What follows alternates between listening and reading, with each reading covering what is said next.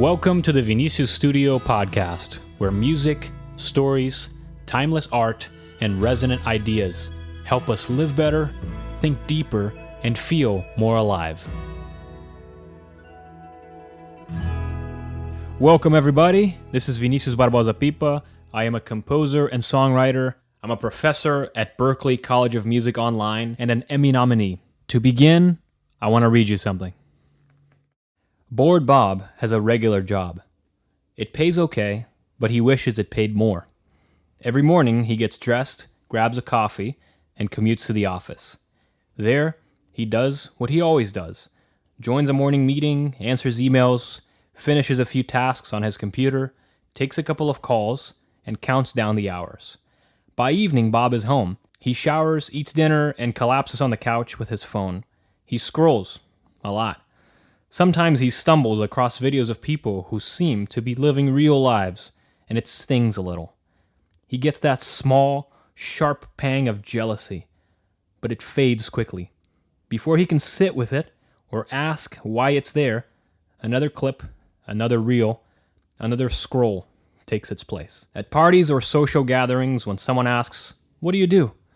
Bob gives a polite answer, and the conversation moves on. No spark. Not even from him. And underneath it all, there's a low, persistent ache, like a whisper he keeps ignoring. A sense that he was meant for something more, that life is happening to him, not through him, that he's drifting, not driving. But most days that ache gets buried, under emails, under meetings, and mostly under the endless scroll. If you've ever felt like Bob, you are not alone, and you're not broken. The truth is, we live in a world that's very good at keeping us busy, but not very good at keeping us alive. We move from task to task, notification to notification, meeting to meeting, and somewhere along the way, we start to drift. We stop choosing. We stop wondering what we want and just do what's expected. We lose our hunger, our color, our rhythm. And we tell ourselves, it's fine, I'm doing fine. But deep down, a voice we can barely hear anymore keeps whispering, there is more than this. Not more money, not more hustle, more life, more soul, more aliveness. The ancient Greeks had a word for this kind of life, Zoe. Not just breathing, but being fully awake. You'll find it in music that stirs your chest, in stories that make you cry unexpectedly, in long walks, close friendships, slow dinners, bold choices. Today's episode is about that. How to feel alive again, not by escaping your life, but by rediscovering it, by remembering what it means to choose, to wonder, to steer, and maybe to stop scrolling long enough to feel that ache inside, and let it lead you somewhere true. Let's talk about it. So you just heard my whole little story about Bored Bob, and I hope that, I hope you didn't identify yourself too much with him, but I know that oftentimes we do, right? I know that for me, I have seasons where sometimes I'm feeling really connected to my work and enchanted, and I'm really, thriving and everything's glowing. And then there are times in my life or seasons where I'm just kind of cruising by and not really connected to things and just sort of every day feels kind of hollow in an uninteresting way, right? So that's what that story is trying to exemplify. So in this topic of how to feel alive again, there are a few ways that I want to cover this. Mostly, what I want to cover today has to do with specifically not feeling alive at your work. That's a really, really big subject, and it has to do with it can have to do with the subject of calling, right? That you may not be in the career that you should be, or at least in the job that you should be, but let's put a pin on that. We'll get to it later today. And that's the first idea. And I also want to talk a little bit about how you re-enchant your everyday. Okay, so let's try to analyze this problem here. So the symptom, right? What I'm trying to get your attention to observe is this idea of boredom, right? Being bored, being uninterested, being apathetic. That's the word, apathetic, right? Which means that you have no passion for what you might be doing. And if you think about it, it can come from it can start as an insecurity. It can start as you not wanting to poke your head up too high and try something too difficult or too outside of your comfort zone. And that can lead you to just kind of stay nooked, and in a place where things are comfortable and predictable and easy. I know for me, in the seasons where I'm feeling like that, that's one of the key issues here, is that I'm just doing what's comfortable and what's easy, and I have forgotten how to aim higher than where I'm at. So this is a big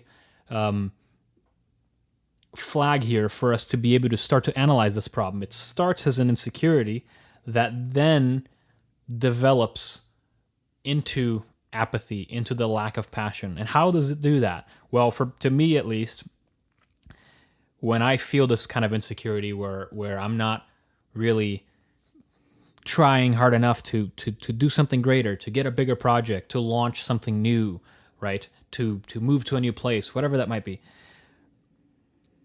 I get intimations every now and again when I'm scrolling on social media, or even when I'm having conversations with people. I get little nudges of insecurity that I very quickly just push away. I shove them away and I quiet them down. And if you do that long enough, then that's when the apathy develops. Does that make sense? So it's a thing that can start as an insecurity and develop into apathy. And it has to do, I think, in many ways, and this is what we'll cover today, it has to do with being afraid to start something new, being afraid to launch something, being afraid to take the next step into a project or a relationship or something that you've been dedicating to but are afraid to bring it to the next level. So that's how we'll hone in on that symptom, right? And what's the danger of that? The danger of this symptom is that it can lead you to choose the path of least resistance.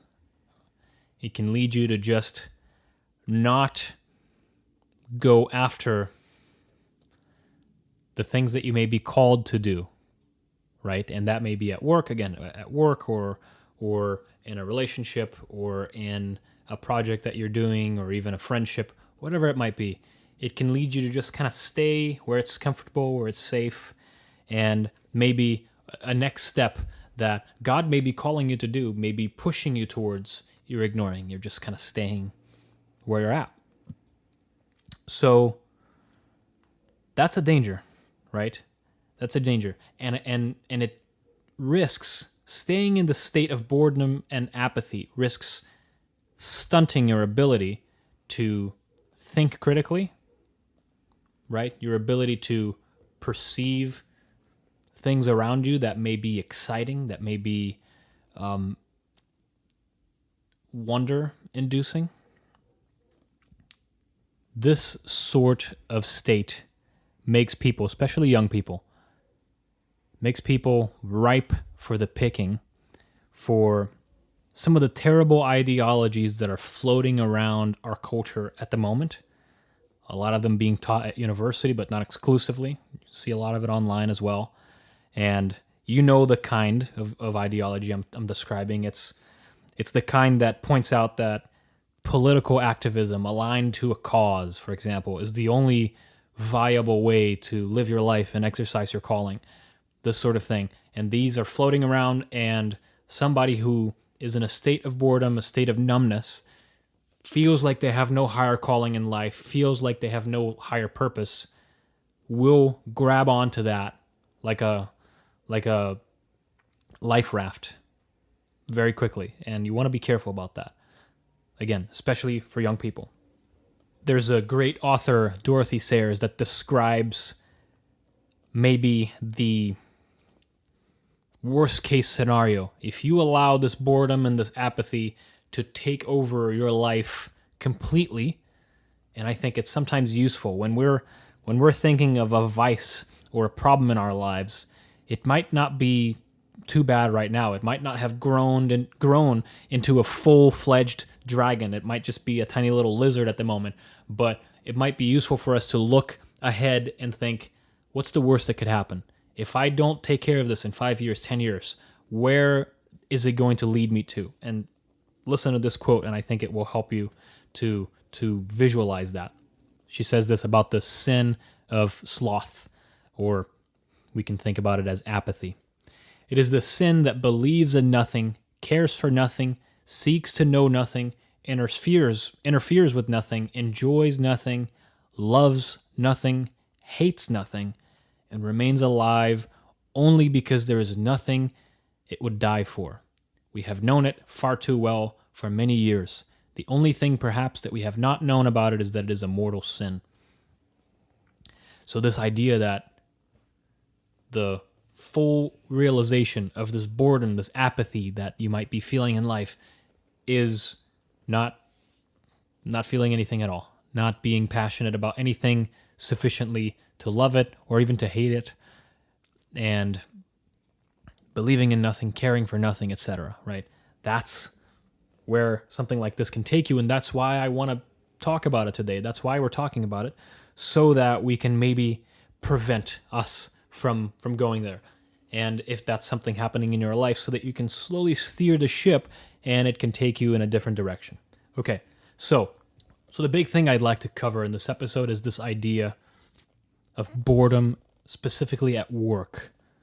And this has to do with this idea of calling, right? Which many people way smarter than me have written about. But it's this idea of you have a certain set of gifts and talents. There are certain needs and opportunities in the world that might be right in front of you, and you are not allowing those two to line up, right?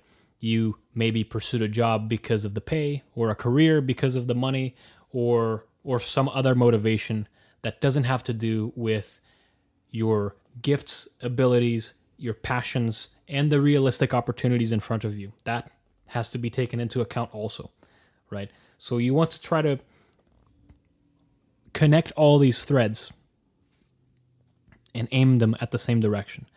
That's what I mean by calling, right? So before we talk about that, let me start with a disclaimer. This is an important disclaimer, and it's this. Mundane work is normal. Laborious work, that's a better word, is normal. Work where you feel bored, where you have to really kind of squeeze your brain to get the task done, that's normal. It's part of every job. So if you have that at your work, I'm not saying your work's broken, your career is broken. I'm not saying that. So don't discount the career path that you've taken, obviously, just because you're involved in some work that's laborious, right? Even people who work in very exciting things, and I'm friends with many artists. I'm an artist myself. I compose music for a living, and any of them will tell you that there are parts of the job that involve just boring work, laborious work that we wish someone else could do for us. And sometimes we do get other people to do it for us because it's just so boring.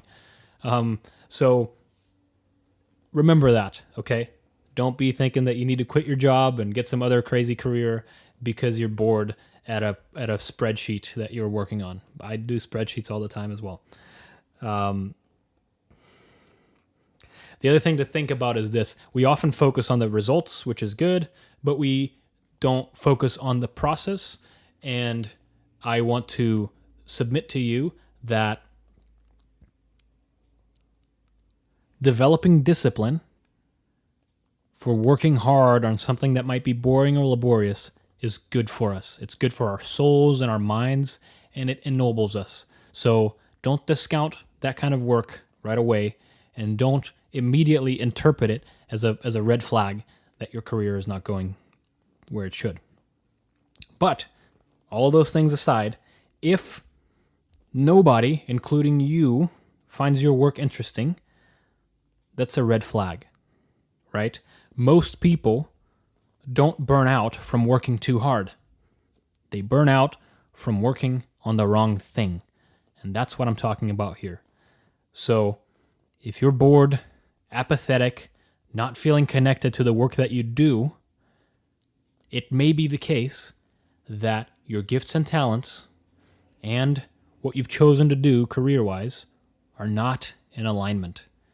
And the result of that, the physical result of that in your body is boredom and apathy. That's what I want to submit to you today. So it's a flag. When you feel that boredom, when it's presenting itself to you, it's an opportunity, right, for us to analyze something. Closely related to that is this feeling of jealousy. If you're jealous of other people's careers, other people's work trajectory, the lifestyle that they have, and if you're jealous for the right reasons, right, not just because they make more money than you or because they get to do fun things and you don't, but if you perceive that there are people out there, and there are, who seem to be doing exactly what they are called to do, exactly what God put them on earth to be doing, and you are a bit jealous of those people, that's not a bad thing. That is a door opening up for you to analyze it, right? Don't immediately discount the negative emotions. We oftentimes do that, and then we're back to the apathy problem again. So don't discount that. See it as an opportunity for analyzing your own life. What is it that you're jealous of? What is it that you would like more of in your life, right? The answer can be money. It's okay. And you may be able to do things to increase your financial return, right? But oftentimes it's not that. It's this idea that I'm not using my time in a way that is meaningful. And you want to be doing that because you only have one life. So what I submit to you is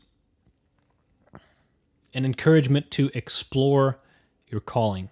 There's a variety of things that you can do, and if you'd like, you can leave a comment somewhere and let me know, and we can talk more about this. But there are a variety of books that you can read that help you to figure out what is the calling of your life, what it is that you should be doing career-wise, right? And I think it's useful here to think of callings, not just one calling, right? One main idea is usually that your calling is never found in one particular job, but it may be more like a career, right? Or a career portfolio where you may be doing a variety of things that all lend themselves to your skills and your talents and to realistic needs that are in front of you, right? So I encourage you to explore that more in your life. A book that I got tons from that explores this idea is called The Call by Os Guinness. Highly recommend you reading it. I'll add it to the show notes here so that you can pick it up for yourself. That book, I think, really nails it. It really nails everything that I'm trying to describe here. And I think one other idea here, this doesn't have to do just with work, but with a bigger overarching life issue, is purpose. It's a sense of purpose.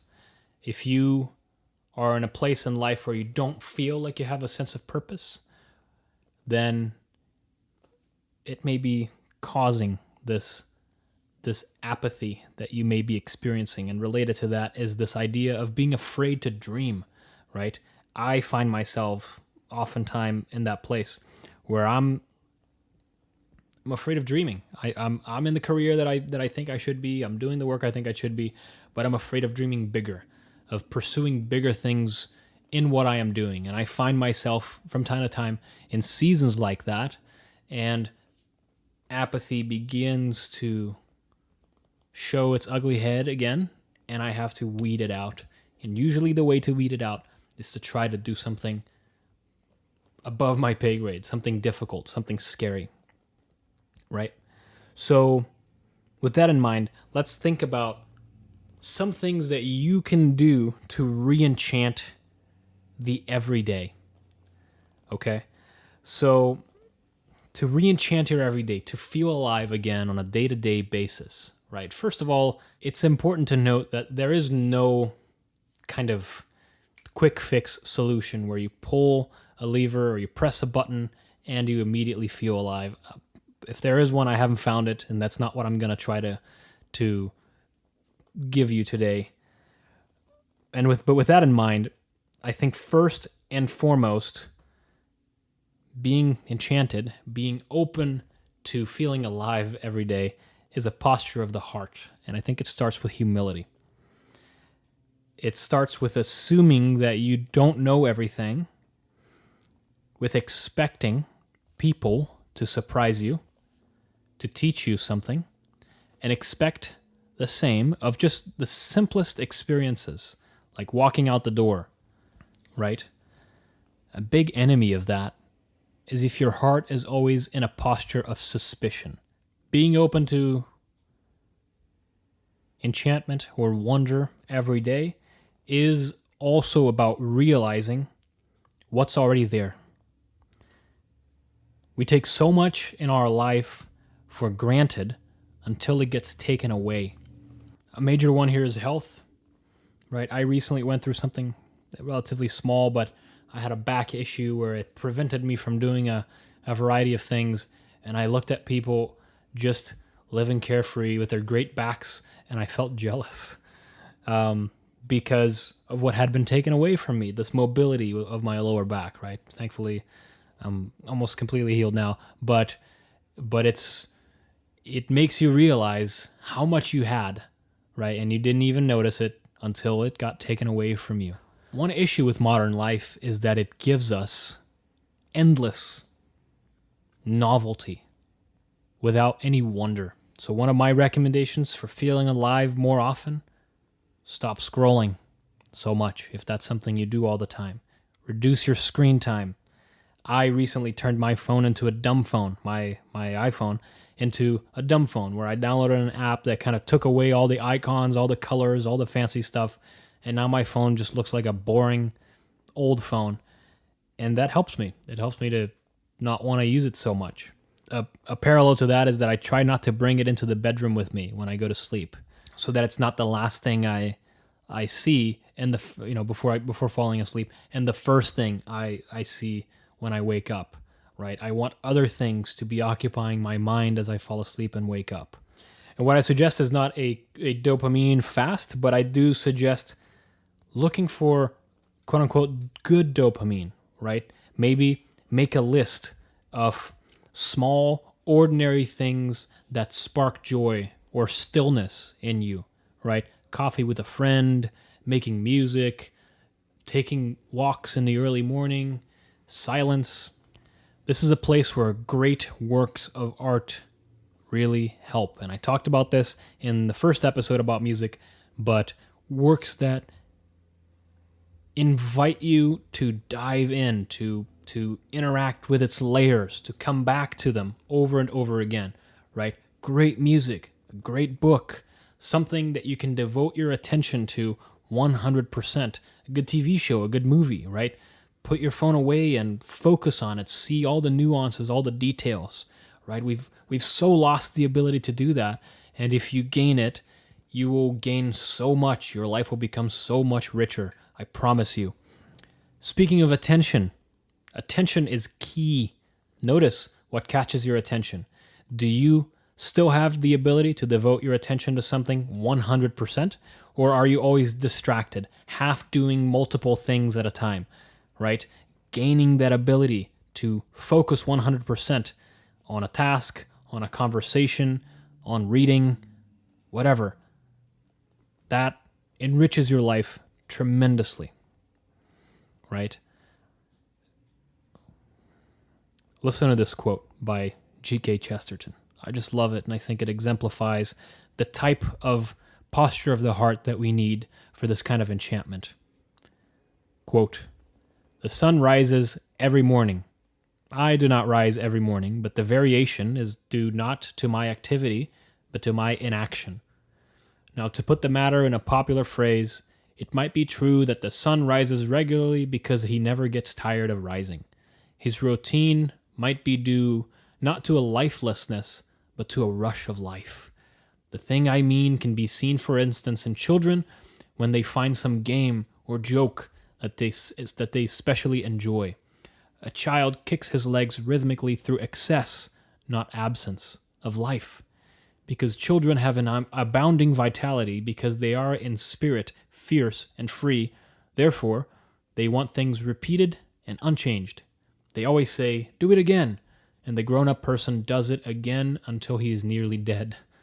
For grown-up people are not strong enough to exult in monotony, but perhaps God is strong enough to exult in monotony.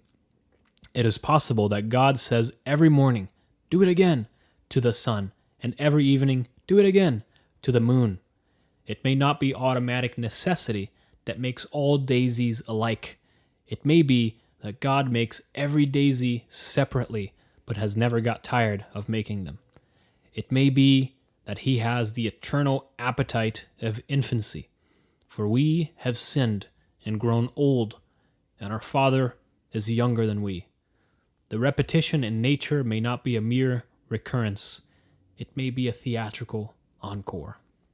And the last item on this list for re-enchantment is prayer. Every day, throughout the day, especially in the morning, to set the tone for your day, but throughout, as you're doing various things. Not just throwaway prayers, but things from the heart. Things that really come from within. Even if it's a pre-written prayer, something that stirs you, something that you offer up to God. Our fifth item is doing things that terrify you. Steering the ship of your life. It may not be a jump. I'm not suggesting everybody go quit their jobs and move to a different town and whatever. So it may not be a jump, but it must be a move. Take creative risks. Make something. Share it. Maybe you need a new job. Don't just quit it, but start making moves to look for something new. Brush up your resume. Take a course. Do some vocational training. Read a book on calling. If you don't know what you want to do, start now, right? Have you been dating that girl or that guy for years? Think about proposing. Propose. Have you been married for a few years? Have some kids. You will never be ready. Don't let your dreams slip away. That's usually the biggest thing that causes bitterness and regret in old age. I'm trying to do that now by launching this podcast. It's a dream. I've always wanted to do it. If you don't do something bold now, the same emptiness will be waiting for you in 10 years, except you'll be older. Don't let that happen to you. So there we have it. Those are some ideas of mine on how to feel alive again. And we talked about this numbness that many of us feel, not because we're broken, but because we're disconnected, right? We explored how boredom, fear, and apathy creep in, and how the antidote is purpose, it's beauty, it's courage. If you feel stuck, don't numb it, but steer the ship of your life. Start small, but start now. 3 things for you to reflect that I would love to read in the comments. What is your good dopamine list? For me, it's Shazamming good music that I hear on at a coffee shop or in a TV show and listening to it afterwards. Secondly, who are you jealous of and why? Right, so we can explore what this can expose about our lives. And thirdly, what is one thing that scares you that you need to do this year? If you enjoyed the podcast, I encourage you to like it, to subscribe to it, leave a comment, and share with somebody that you think would benefit from listening to this. And lastly, you can find me on Substack, and that's where you can stay up to date on everything that I'm doing, including this podcast, but not limited to it, other projects, other things that I'm up to. You can find them over there, and I will leave the link for my Substack in the notes below. Thank you so very much for listening. Bye for now.